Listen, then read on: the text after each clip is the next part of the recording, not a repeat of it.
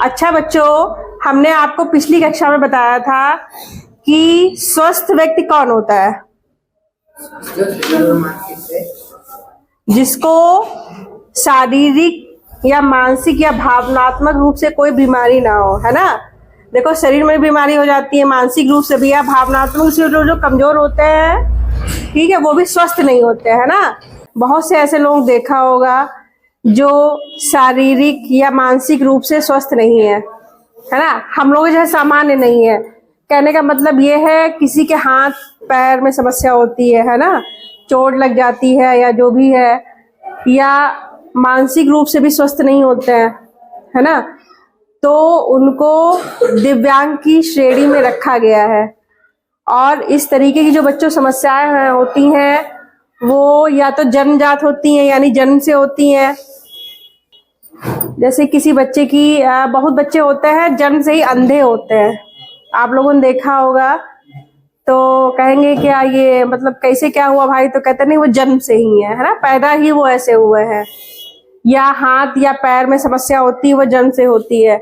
लेकिन कुछ लोग क्या होते हैं, एक्सीडेंट हो जाता है किसी किसी का, है ना, या फिर कहीं चोट लग जाती है या हाथ पैर टूट जाते हैं, उस वजह से भी वो क्या हो जाते हैं, दिव्यांग हो जाते हैं, है ना।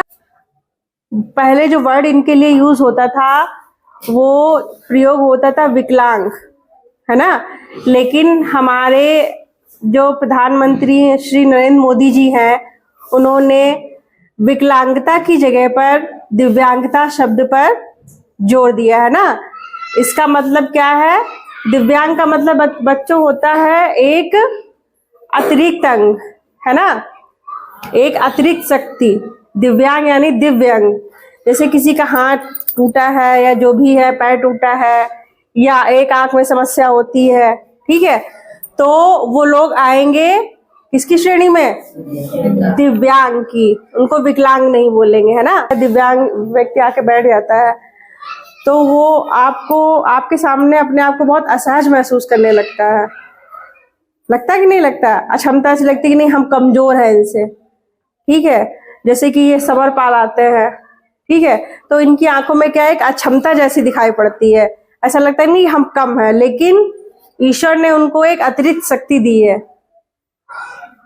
वो उनमें एक दिव्यांग है, इसलिए उनको क्या बोलते हैं बच्चों, दिव्यांग बोलते हैं, ठीक है। तो अब आते हैं दिव्यांगता के कारण एवं लक्षण। देखिए बच्चों, दिव्यांगता एक बहुत व्यापक शब्द है और दिव्यांगता का मतलब होता है कि जैसे कि आप अपने जो डेली के वर्क हैं, डेली के काम है, या कोई सामान इधर से उधर रखना, जैसे आपने समरपाल को देखा है, क्या वो नॉर्मली चल सकता है, क्या वो नॉर्मली अपने काम कर सकता है कि नहीं कर सकता। जैसे कपड़े धोना है या नहाना है, धोना है, पानी निकालना है, वो कर सकता है, नहीं कर सकता, तो उसको दिव्यांग की श्रेणी में रखा जाएगा। और मानसिक दिव्यांगता आती है बच्चों जिनकी बौद्धिक क्षमता अच्छी नहीं होती है, तर्क शक्ति नहीं होती है जिनमें, है ना, या आप लोगों शब्दों में बोलते हैं मंद बुद्धि, है ना। तो वो भी कौन सी किसमें दिव्यांगता में आएगी, मानसिक दिव्यांगता में, ठीक है। अब इसके बाद आते हैं कि दिव्यांगता के जो कारण होते हैं और लक्षण क्या होते हैं। दो देखिए बच्चों, जो दिव्यांगता होती है वो 3 प्रकार की होती है। पहली है स्थायी। स्थायी का मतलब होता है कि वो कभी भी दूर नहीं की जा सकती है। जैसे किसी का हाथ कट गया या पैर कट गया, क्या कभी भविष्य में उसका हाथ पैर लग सकता है, बताइए बच्चों, नहीं लग सकता है क्या, नहीं। प्लास्टिक का लगा दिया जाए वो अलग है, लेकिन क्या उसका वापस लग सकता है, तो ये आएगा स्थायी यानी स्टेबल, कभी भी दूर नहीं हो सकती है दिव्यांगता। दूसरा है अस्थायी। अस्थायी का मतलब है कि कोई व्यक्ति है, उसकी एक आंख नहीं थी, जन्म से या चोट लगने से चली गई एक आंख, तो डॉक्टर ने क्या किया, दूसरे की आंख क्या कर दी, उसके लगा दी, तो उसकी जो दिव्यांगता है वो दूर हुई कि नहीं हुई। क्या वो अंधा कहा जाएगा या वो नेत्रहीन कहा जाएगा, नहीं कहा जाएगा ना। तो ये हो गई अस्थायी दिव्यांगता। तीसरी है निरंतर बढ़ने वाली। निरंतर बढ़ने वाली मानसिक रोग होते हैं बच्चों, जैसे किसी किसी के थोड़ा दिमाग से थोड़ा कम होता है या फिर समस्या होती है, तो उसकी जो न्यूरो वाली समस्या होती है क्या होती है, कभी बढ़ती जाती है या कम होती फिर बढ़ती है ना। तो ये क्या होती है, निरंतर बढ़ने वाली। अब हमने जैसे कि आपको बताया था, जो दिव्यांगता होती है जन्म से होती है, उपार्जित होती। जन्म से कैसे हुई बच्चों कि किसी किसी के माँ बाप में कोई कमी होती है, देखा होगा कि बौद्धिक स्तर अच्छा नहीं होता या थोड़ा सा मेंटली होता है, देखा होगा आपने। तो उनके बच्चों में भी वो समस्या जाने की कितनी % संभावना होती पता है आपको? 50%। कि अगर माँ बाप में वो कमी होती है वो बच्चों में भी जाती है, चाहे वो शारीरिक हो या मानसिक हो। ठीक है।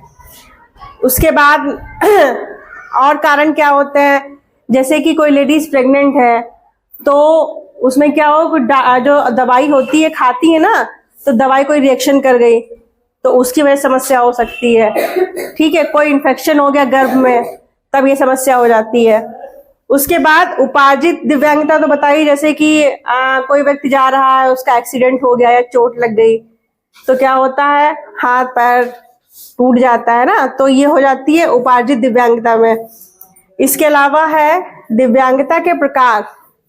देखिए बच्चों, जैसे जैसे समय बढ़ रहा है वैसे वैसे क्या हुई बच्चों, नई नई प्रकार की जो अक्षमताएं हैं वो सामने आई हैं।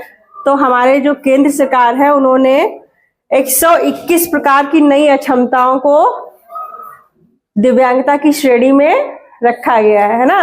जो पहले थी 121 प्रकार की और बढ़ा दी गई है। उनमें से कुछ इंपॉर्टेंट आपको जो बताने वाली हैं, जो आपके इसमें सिलेबस में है। तो बच्चों, सबसे पहली जो दिव्यांगता का प्रकार है वो दृष्टिबाधिता है। देखिए बच्चों, हम लोग अगर देख सकते हैं तो किसकी वजह से देखते हैं, आंखों की वजह से देखते हैं ना।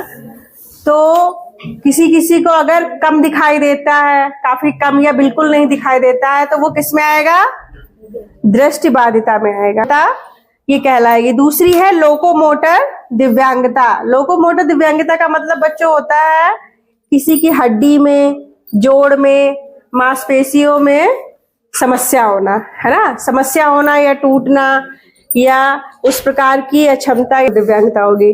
और ये इस तरीके से क्या हो, कब होती है बच्चों, या तो ये जन्म से भी हो सकती है और या कैसे हो सकती है, एक्सीडेंटल भी हो सकती है। पोलियो हो जाता है ना, तो उसका हाथ कैसा हो जाता है, टेढ़ा। या पैरों में होती तो पैर कैसे पड़ पाता है, पैर उसका नहीं पड़ पाता है।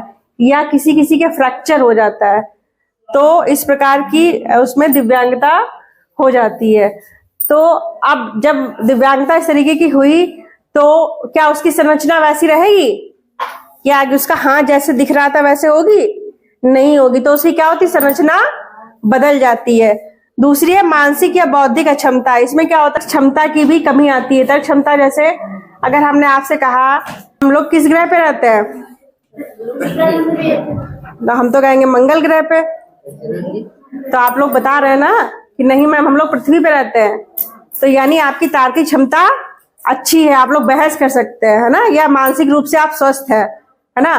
तो बौद्धिक क्षमता में जैसे कि जो विकास होता है वो दूसरे बच्चों से कम होता है, धीमे स्तर से। अगर कोई बच्चा इस दिव्यांगता से ग्रस्त है तो अपने जो डेली के वर्क होते हैं उसके लिए दूसरे पर निर्भर रहता है, वो खुद नहीं कर पाएगा। भाई जब उसका दिमाग ही नहीं काम कर रहा है तो क्या करेगा आप, ठीक है। इसके बाद श्रवण दिव्यांगता। श्रवण दिव्यांगता में क्या होता है बच्चों, जिसको पूरी तरीके से सुनाई नहीं देता है। आंशिक रूप से सुनाई देना श्रवण दिव्यांगता में नहीं आएगा, क्योंकि उसमें क्या होगा, मशीन लगा लेते हैं। जिसको पूरी तरीके से सुनाई नहीं देता है वो श्रवण दिव्यांगता में आता है कि किसी किसी के चोट लग जाती है ना, या किसी किसी के कान का ही विकास नहीं होता है, तब ये वाली समस्या उसको होती है। और जिसको ये श्रवण दिव्यांगता होती है बच्चों, जितना भी हम लोग सीखते हैं, भाषा है या आसपास से जो भी सीखते हैं, माता पिता से बोलना या आसपास के वातावरण से, वो कैसे सीखते हैं, सुन के ही तो सीखते हैं कि लिख के सीखते, कहाँ सीखते हैं भाई। ये जो हम लोग भाषा सीखे हैं, जो हम बोल रहे हैं, या आप लोग का बा जो भी पढ़ते हैं, आ भाषा, तो वो सुन के ही तो सीख रहे हैं। तो जब सुनाई नहीं पड़ेगा तो बोलना कैसे बच्चा सीखेगा, है ना। तो जो जिसमें ये श्रवण दिव्यांगता होती है उनमें बोलने वाली भी होती है कि वो बोल भी नहीं पाते हैं, ठीक है। तो दोनों अक्षमता उनमें हो जाती हैं, सुनने वाली भी और बोलने वाली भी। तीसरी है डिसलेक्सिया, ये बच्चों पढ़ने संबंधी बीमारी है बच्चों। इसमें क्या होता है, कोई अक्षर होता है उसको पढ़ने, जैसे ये कौन सा अक्षर है तो अगर किसी बच्चे में ये समस्या है डिसलेक्सिया, तो वो बच्चा ये पढ़ नहीं पाएगा क्या लिखा है, पहचान पाएगा। भाई आप पढ़ तभी रहे हैं जब इसको पहचान रहे हैं, भाई पहचाना तभी तो आप लोग बोल रहे ये ए है। अब ये क्या है, ये पहचाने आप, ठीक है, पढ़े तब आपने इसको याद किया कि ये बी है। तो जिन बच्चों को समस्या होती डिसलेक्सिया की, वो ना पढ़ पाते हैं और ना ही इनका उच्चारण कर पाते हैं सही से। बड़ी समस्या क्या होती है डिसलेक्सिया में, जैसे ये क्या लिखा हुआ है बच्चों, बी लिखा हुआ है। अब वो बच्चा क्या इसको पढ़ेगा, तो वो शब्दों को क्या पढ़ता है, उल्टा पढ़ता है। और के बच्चों में ये समस्या ज्यादा पाई जाती है, लेकिन 50% ऐसा होता है कि ये जो दिव्यांगता होती है वो माँ बाप से बच्चों में ट्रांसफर होती है लेकिन बच्चों ये समय के साथ दूर हो जाती है। कौन है, ऋतिक रोशन का नाम सुना है कि नहीं सुना है? तो जो इतने बड़े एक्टर हैं वो, उनको भी बचपन में डिसलेक्सिया बीमारी रह चुकी है, ठीक है। वो आज के टाइम पर इतने मशहूर सेलिब्रिटी। हाँ बच्चों, ये जो डिसलेक्सिया बीमारी है इस पर एक फिल्म भी बनी है, उसमें आमिर खान को जानते हैं कि नहीं जानते हैं? हाँ, उन्होंने काम किया था और उसमें एक बच्चा भी था जो डिसलेक्सिया बीमारी से पीड़ित था, ठीक है। उसको आप लोग समझाकर सपोर्ट करके इस बीमारी को जल्दी से जल्दी हम लोग पार पा सकते हैं। इसके बाद है बच्चों डिस्ग्राफिया। देखिए बच्चों, जो डिसलेक्सिया वो पढ़ने संबंधी बीमारी है, डिस्ग्राफिया लिखने संबंधी बीमारी है। इस समस्या से ग्रसित बच्चों को लिखने में बहुत समस्या होती है, वो सही से सुनियोजित ढंग से नहीं लिख पाते हैं, ठीक है। उनको पैराग्राफ लिखने में समस्या होती है, सही ढंग से उसको जैसा नहीं लाइन से लिखने में समस्या होती है, और इसको एक मानसिक बीमारी के तौर पर पहचाना गया है। बच्चे जो होते हैं बेचारे लिखते तो हैं लेकिन बहुत धीमे धीमे लिख पाते हैं, ठीक है। इसको भी प्रैक्टिस करा के दूर किया जा सकता है, धीरे धीरे ये समस्या भी दूर हो जाती है।